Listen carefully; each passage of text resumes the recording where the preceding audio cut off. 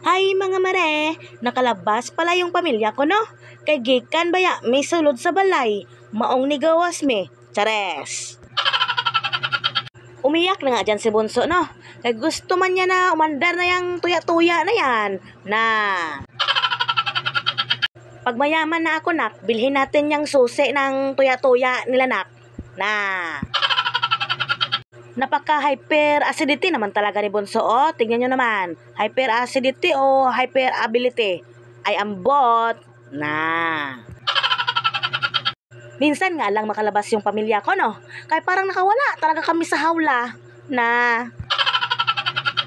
Naghati-hati na nga kami sa toke na yan kay para hindi kami manggipatay. Kay na. Ayusin mo lang talaga nak yung paghati-hati sa toke na yan.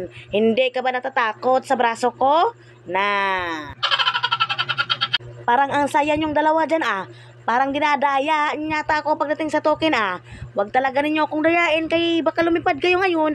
Hoy wag ganun, bad yun. Hala sige, magtuya-tuya sa mong duha diha ha. Hantod sa mga lipong mo. Hoy wag ganun, bad yun.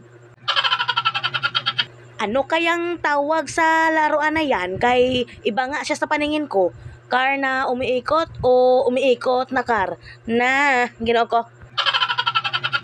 Nangahilo na siguro tong mga anak ko ba? Kaya nagsibabaan na nga sila. Ako nga na tumitingin sa kanila na umiikot na yung mundo ko. Sa'yo, Chares.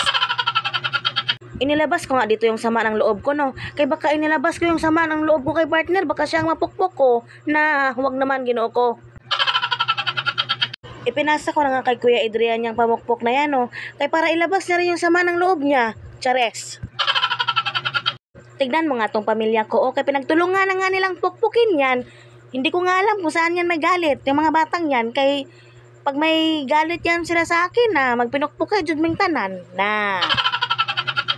Pagkatapos nga namin magkalipong-lipong dito sa ilang mga gidulaan, siyempre hindi talaga mawawala yung itlog na yan sa buhay nila.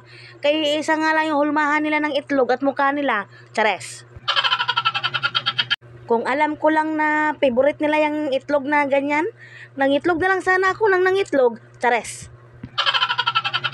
Kung akala nyo bata lang ang naglalaro ng itlog na yan ha, malipay po biyaming mga tigulang na magdulag itlog-itlogan. Huy, parang iba yung itlog na yun ha. Chares. Tignan nyo naman tong bunso ko. Nanggipatay na sa itlog pa lang na meron naman silang kanya-kanyang itlog na ginoko.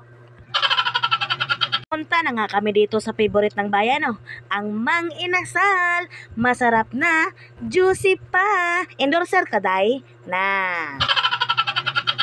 Basin di ay madiscountan pa ni Coco Martin. Kailan may bayan na iyahang Mang Inasal? Na. Kahit wag na lang yung Mang Inasal, kahit si Coco Martin na lang na, yung Marinyo Kringking. O siya, mga mare-pare, ate at kuya, hanggang dito na lang muna tayo no. Thank you for watching.